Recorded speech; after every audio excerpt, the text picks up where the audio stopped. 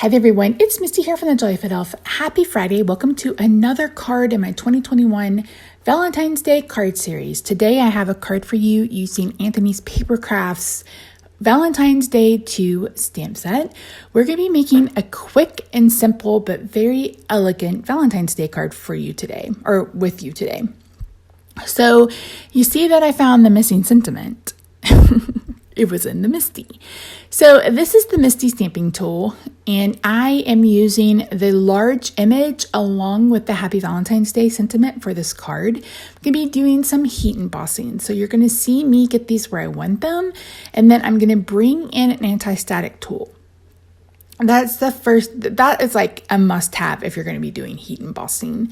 You can use a dryer sheet, you can use baby powder. I mean, there are some things that you can use, but seriously, these little anti-static tools are very inexpensive, and you can grab one off Amazon or when you're placing an order with a stamp company.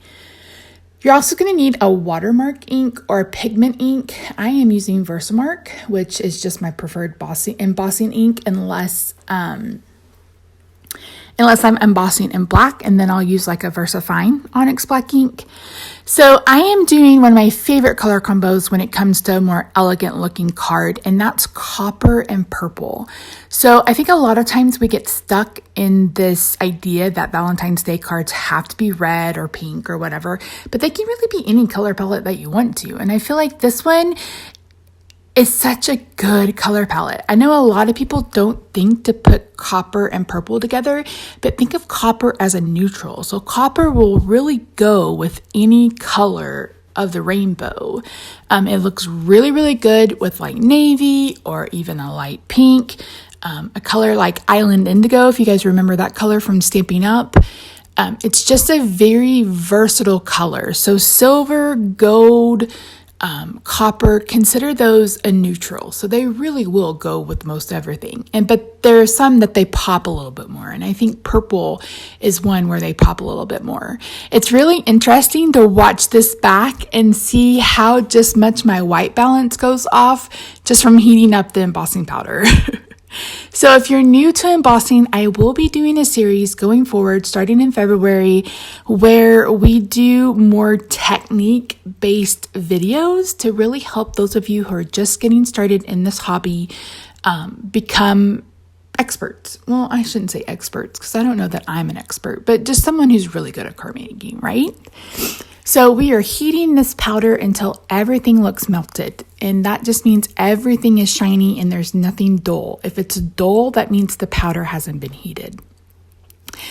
I'm bringing in a tool I haven't used in 200 years. This is a We Are Memory Keepers corner chopper. This is the 1/8 and the 3/8 one. The other one I think is 1/4 and 3/4 inch, but I am using the 3/8 inch side. Whew, that's a tongue twister. So your question of the day is, what is your favorite metallic? So do you like silver? Do you like rose gold? Do you like copper? Do you like gold? Do you like brass? It'd be interesting to know. I am someone who prefers silver, especially jewelry, or platinum, I should say. And in my house, I prefer brushed nickel, although we're looking, well, no, that was when we were going to do white cabinets. We're looking at redoing our kitchen in the next few years. We're doing our bathroom this year, I hope. But when we redo the kitchen, we initially were going to do white cabinets, and now we're going to do aqua cabinets. I'll see if I can find the picture because you guys are going to flip out because they are so pretty. Oh, I cannot wait. Bathroom first, though. Our master bathroom is very outdated. This house was built in 1997. So what is that? 24 years old. But the biggest issue, as you guys know, I'm now disabled, and I have to use a transfer bench to get in and out of the tub. So I'm using our guest bath, but we're hoping that we can have a shower, a huge walk-in shower built with a bench on the inside. So I can just sit on the inside, and then actually also have it where you can roll in case I end up in a wheelchair, which is a possibility. Okay, So no more morose. Here we go. So I am using some copper Nuvo drops just to add a little bit to the end of each of the swirls. I just really love how this turns out. And then I'm going to add a couple on the sides to make it look like brads. Does anybody use brads anymore? Does anybody use brads anymore? I haven't seen anybody use brads in forever.